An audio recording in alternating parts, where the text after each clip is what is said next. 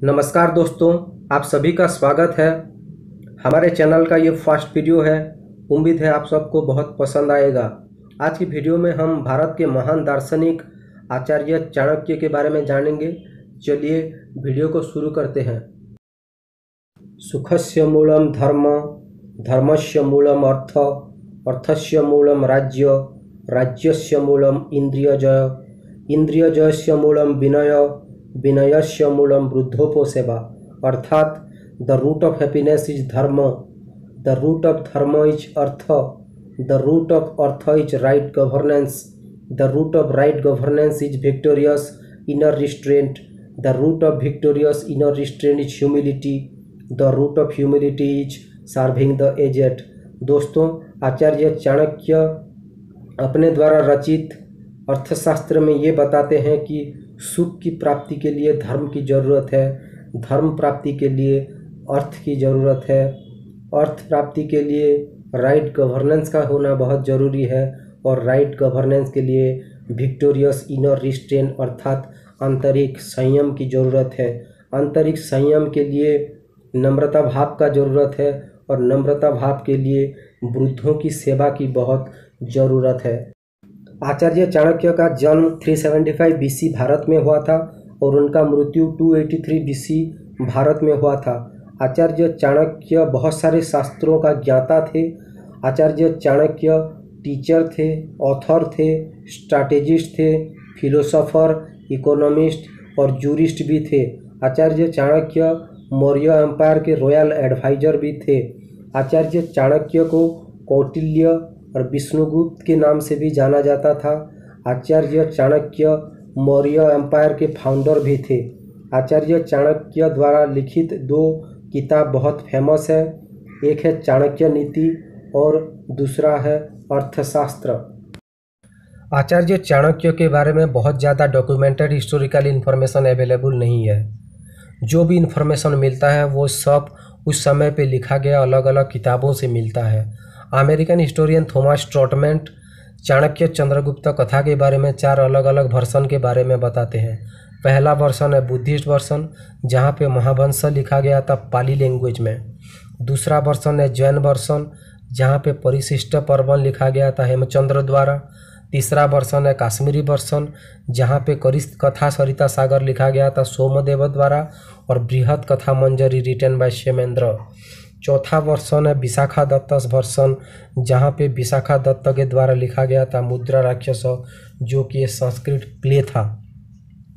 Thomas ट्रॉटमैन Jain version को मानते हैं, लेकिन चारों वर्सन में एक चीज़ कॉमन था कि आचार्य चाणक्य को नंद साम्राज्य के राजा धनानंद द्वारा अपमानित किया गया था और उसके बाद चाणक्य ने प्रतिज्ञा किया था कि वो धनानंद को ध्वंस कर देंगे और एक नए राजा को बिठा देंगे मगध के सिंहासन पर, और अखंड भारत बनाने की भी प्रतिज्ञा किया था चाणक्य ने।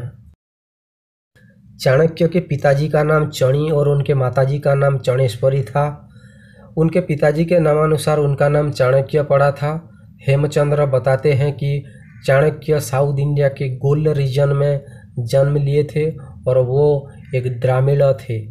चाणक्य के जन्म के समय ही उनके दांत हो गया था, इसलिए मंक्स बताते थे कि ये सब एक फ्यूचर में चाणक्य के राजा बनने की साइन है। इसी बात पे चाणक्य की मदर बहुत ज़्यादा दुखी हो गई थी और उनके माँ को खुश करने के लिए चाणक्य ने खुद ही एक पत्थर से अपना दांत तोड़ दिया था। इस सब से पता चलता है कि चाणक्य को राज सिंहासन का कोई लोभ नहीं था। इसीलिए चाणक्य बाद में तक्षशिला यूनिवर्सिटी के एक शिक्षक बने थे। उसी समय पे अलेक्जेंडर पूरी दुनिया को जीतने के लिए आगे बढ़ रहा था। वो एक के बाद एक राज्यों को परास्त करके धीरे धीरे आगे बढ़ रहा था। चाणक्य एक विजनरी थे, इसलिए उनको पता चल गया था कि अलेक्जेंडर निश्चित रूप से भारत की ओर बढ़ेगा। इसीलिए वो चाहते थे कि भारत को एकत्र किया जाए और अलेक्जेंडर के आने से पहले ही एक स्ट्रॉन्ग मिलिट्री फोर्स रेडी किया जाए। भारत उस समय पे अलग अलग जनपदों में विभाजित था और मगध सबसे पावरफुल था। इसीलिए चाणक्य चाहते थे कि मगध पूरे भारत को लीड करे। इसी सोच के साथ चाणक्य ने मगध के साम्राज्य की ओर बढ़ा और वहाँ के राजा धनानंद से बातचीत करके उन्हें समझाने की प्रयास किया। चाणक्य चाहते थे कि मगध एक ग्रेटर अलायंस बिल्ड करे अलग अलग जनपदों के साथ, और अलेक्जेंडर आने से पहले ही वो तैयार रहे उसे निपटने के लिए। लेकिन धनानंद ने आचार्य चाणक्य की एक भी बात नहीं सुनी और चाणक्य को अपमानित करके उन्हें राज दरबार से बाहर भगा दिया।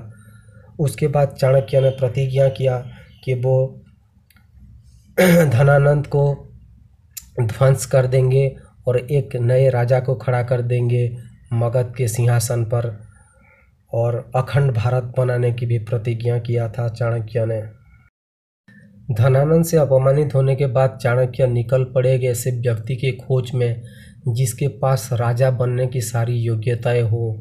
उसी समय उनके मुलाकात होती है एक बच्चे से जिसका नाम चंदू था। चंदू को आजमाने के लिए चाणक्य ने उसके साथ अलग अलग परीक्षाएं की, लेकिन चंदू ने चाणक्य के हर परीक्षा में कामयाबी दिखाई। उसके बाद चाणक्य को लगा कि चंदू के पास एक राजा बनने की सारी खूबियाँ मौजूद है। उसके बाद चाणक्य ने चंदू को लेकर अलेक्जेंडर के आर्मी में घुसा दिया और अलेक्जेंडर के आर्मी के बारे में सब इन्फॉर्मेशन जानने की प्रयास किया। उसके बाद चाणक्य ने चंदू को इस्तेमाल करके अलेक्जेंडर को आर्मी को खोखला करना शुरू कर दिया। उनके बीच में अलग अलग भ्रांतियां फैलाकर आर्मी को कमज़ोर करने में लग गए। धीरे धीरे अलेक्जेंडर की आर्मी को चंद्रगुप्त ने इतना कमज़ोर कर दिया चाणक्य के साथ मिलकर कि वो भागने पे मजबूर हो गया और अलेक्जेंडर भारत छोड़ के भाग निकला। उसके बाद चाणक्य और चंद्रगुप्त के मन में धनानंद के बारे में ख्याल आया और निकल पड़े मगध को आक्रमण करने के लिए। उसी समय चाणक्य और चंद्रगुप्त ने एक छोटा सा आर्मी लेकर मगध के सीधा पाटलिपुत्र में आक्रमण कर दिया था, लेकिन चाणक्य और चंद्रगुप्त की एक बहुत बड़ी हार हुई थी मगध की आर्मी के द्वारा। धनानंद के आर्मी से परास्त होने के बाद चाणक्य और चंद्रगुप्त ने किसी तरह से भाग निकला और एक घर के पीछे छुप गए थे। घर के अंदर एक बच्चे की माँ बच्चे को खाना खिला रही थी। बच्चे ने सीधा खाने के बीच में हाथ डाल दिया और उसका हाथ जल गया। उसके बाद उसके माँ ने उसे समझाया कि उसको खाने के सीधा बीच में हाथ नहीं डालना चाहिए, परिधि से धीरे धीरे थोड़ा थोड़ा खाना चाहिए। ये सब चाणक्य देख रहे थे और उस सब देख के चाणक्य को यह आइडिया लग गया कि चाणक्य को मगध के सीधा बीच में आक्रमण नहीं करना चाहिए था। उसके बाद चाणक्य ने एक नई स्ट्रैटेजी बनाई मगध को परास्त करने के लिए और 7 अलग अलग रास्ता निकाला मगध को परास्त करने के लिए। 7 अलग अलग स्ट्रैटेजी बनाई मगध को परास्त करने के लिए। चाणक्य ने 7 स्ट्रैटेजीज बनाई थी धनानंद को परास्त करने के लिए। पहला स्ट्रैटेजी था अटैक ऑन सर्कमफेरेंस, मतलब परिधि से धीरे धीरे आक्रमण करना। दूसरा था 20 कन्या। चाणक्य ने 20 कन्या की एक आर्मी खड़ी कर दी थी। ये सब बहुत खूबसूरत लड़कियां होती थी, उनको थोड़ा थोड़ा विष पिलाकर चाणक्य ने 20 कन्या बना दिया था। उनका काम था वो अलग अलग राजाओं से विवाह करती थी और उनको चुम्बन करके मार दिया करती थी। तीसरा स्ट्रैटेजी था आर्मी ऑफ डिटेक्टिव। चाणक्य ने जासूसों की एक आर्मी बना लिया था और सब इन्फॉर्मेशन कलेक्ट करते थे। चौथा स्ट्रैटेजी था एक हाई परफॉर्मेंस टीम बनाया था हर कार्य के लिए। पांचवा स्ट्रैटेजी था वो हर काम के लिए मेरिट के बल से सिलेक्ट करते थे परफेक्ट व्यक्तियों को। छठा स्ट्रैटेजी था गरिला वॉरफेयर, मतलब परिधि से छोटा छोटा युद्ध करते थे। इससे वो थोड़ा थोड़ा रीजन कब्जा लिया करते थे और उनका प्रैक्टिस भी हो जाता था वॉरफेयर के बारे में। सातवां स्ट्रेटेजी था बिल्ड इंटरनेशनल अलायंस। चाणक्य ने मगध के आसपास जो छोटा छोटा राज्य था उन सब के साथ अलायंस करके एक बहुत बड़ी आर्मी खड़ी कर ली थी और धीरे धीरे परिधि से मगध के कब्जा करने में लगे थे और एक बहुत बड़ी आर्मी बनाकर बाद में फिर मगध को अटैक कर दिया था।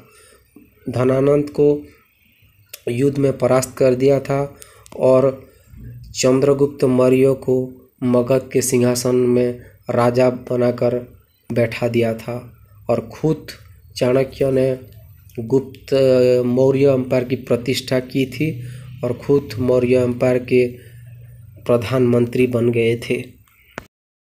आचार्य चाणक्य के द्वारा दो बहुत प्रसिद्ध किताब लिखा गया था। पहला है अर्थशास्त्र, जहाँ पे संस्कृत लैंग्वेज में statecraft, political science, economic policy और वार स्ट्रैटेजी के बारे में लिखा गया है। अर्थशास्त्र को पहली बार डिस्कवर किया गया था 1905 बाय लाइब्रेरियन रुद्रपट्टन समाजशास्त्री के द्वारा, जो कि डोनेट किया गया था एक अननोन पंडित के द्वारा ओरिएंटल रिसर्च इंस्टीट्यूट मैसूर को। दूसरा है चाणक्य नीति। चाणक्य नीति लिखा गया था 4th सेंचुरी BC में चाणक्य के द्वारा अलग अलग शास्त्रों से कलेक्ट किया गया शास्त्र नीति के बारे में। चाणक्य नीति का पहला ट्रांसलेशन ग्रीक लैंग्वेज में 19th सेंचुरी में हुआ था। आज की वीडियो में बस इतना ही। वीडियो देखने के लिए आप सभी का बहुत बहुत धन्यवाद।